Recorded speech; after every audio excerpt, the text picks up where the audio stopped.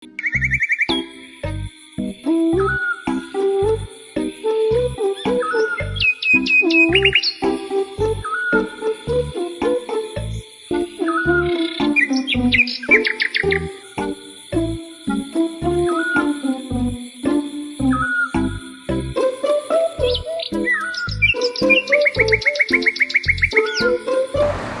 yang best sangat vitamin tu hari-hari I nak makan?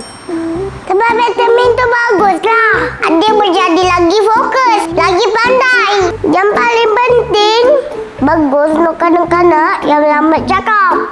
Selamanya mengingat vitamin ni untuk kesihatan je. Tapi bukan ada speech delay pun. Mulut pun macam mulut murai.